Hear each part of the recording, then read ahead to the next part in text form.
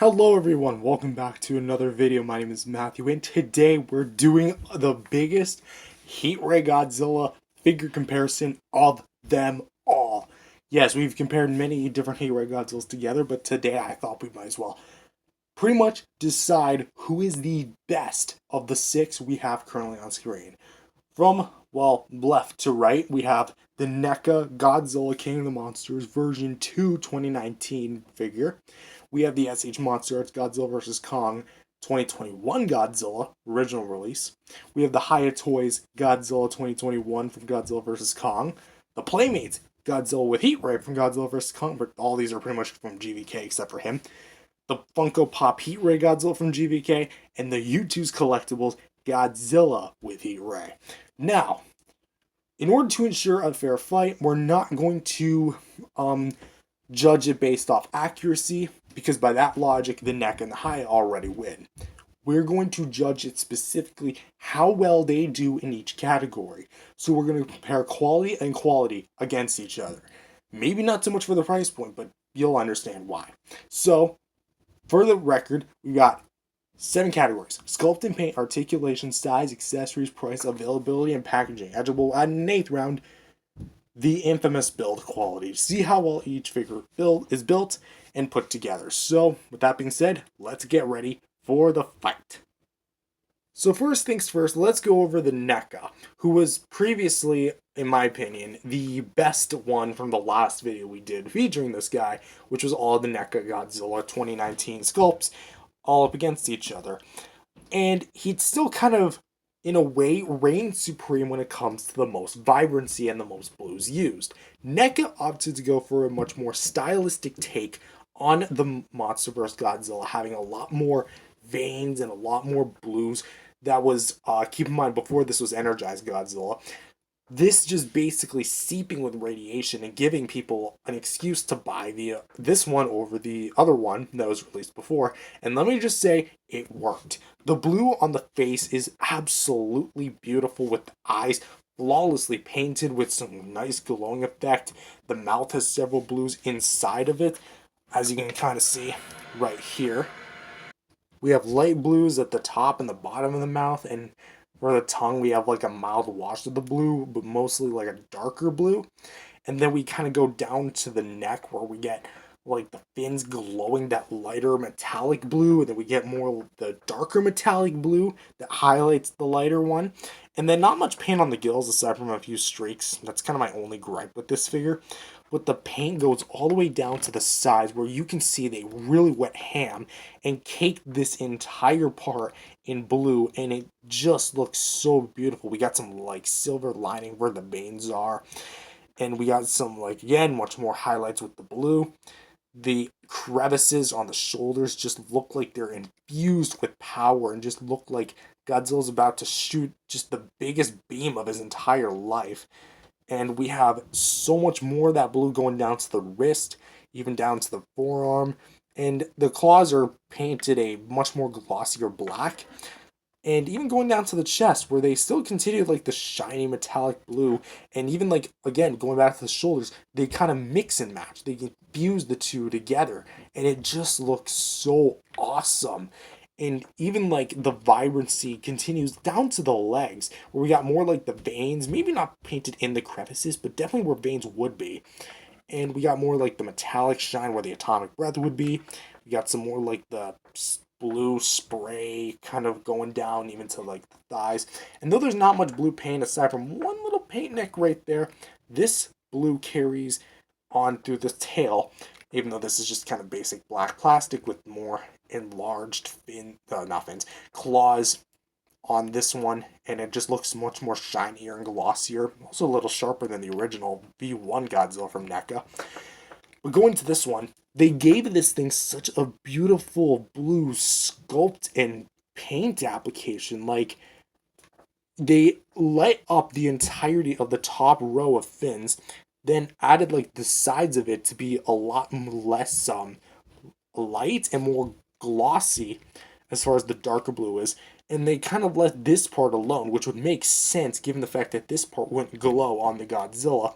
but it looks so great. It has a consistency to it, and even going down back to the fins, where you can tell they went nuts.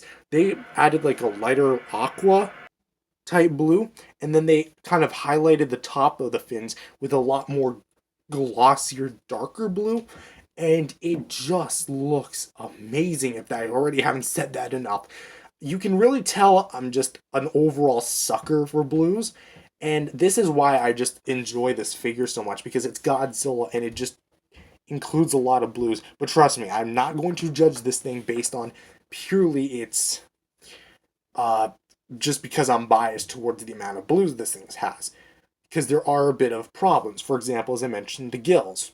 And another problem I kind of have is mainly the fact that there's not a lot of blues on the lower legs, despite the fact that that's where the blue would be mostly hitting. And as cool as the blue is, it's also kind of flaky in a bit of parts, like, and it kind of like leaves a bit of excess paint. But for the most part, like, I would say like 90% of this thing, to maybe even close to 100, this guy has it practically spot on. Next, we're going to take a look at the SH Monster Arts. Now, the SHMA goes for a lot more of a different approach, where it is kind of like a Spitfire, but it's not a Spitfire. It's almost like as if he's charging up the beam. And how I know this is because he doesn't come with a beam effect, and two, his mouth is fully blue, but again, no beam effect. But for the paint we do have, the shiny metallic blue in the eyes and in the mouth looks good for what it is. And again, I do like that really metallic blue. I think that looks real good. However, there's just not a lot of it aside from the dorsal fin. So, but we do have a bit more that kind of gritty, realistic look, and we do have a lot of that really like realistic looking claw paint here on the toes for this guy. And kind of goes down to this one where they did paint the claws a bit of a different color. Mild dry brushing on the the stomach. Well, let's actually talk about the fins. The fins are done rather good. I'm really pleased with them. They're more in line with like a green than a blue. They almost look like Perry the Platypus type color, you know what I'm saying? Almost like a cyan or turquoise. But it looks really good. Really metallic, really pops on the shelf when you have, like, say, lights coming behind it. Even, like, my setup, it has, like, a lot of light reflection going on. In fact, if I were to change the whole light up to blue, this looks awesome. Although my front light, let's actually turn this off. See, there you go. See how it's, like, all shiny and everything? That looks beautiful. And my eyes are suddenly hurting, so let's stop that. I'm going to start doing that more often. So, as you can tell, it goes all the way down to the fins where they didn't paint like the whole tail, but instead like painted the individual fins until the tip of the tail, which I do appreciate.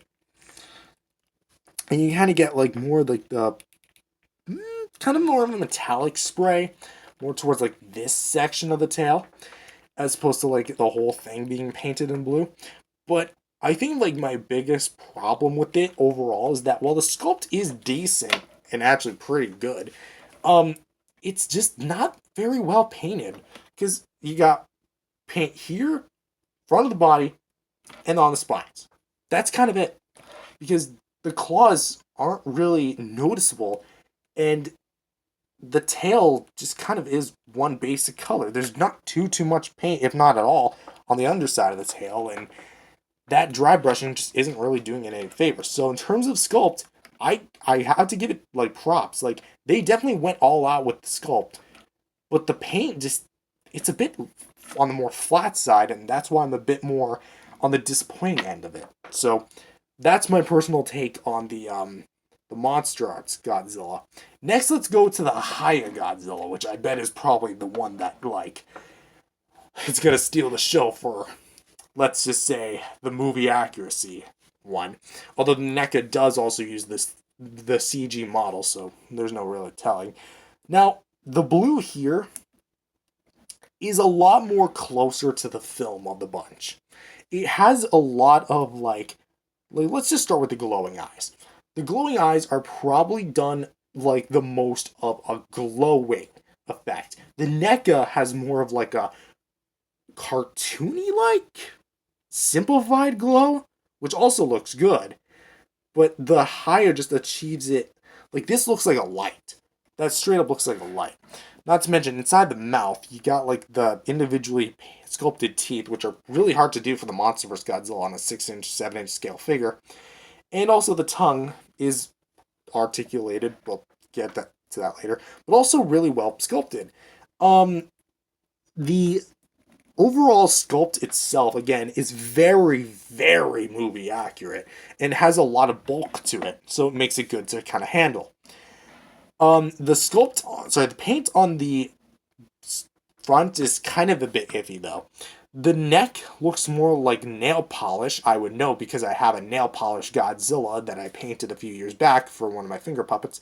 And it looks less like a blast, kind of like light reflection, and more like a vest because it stops right here and here.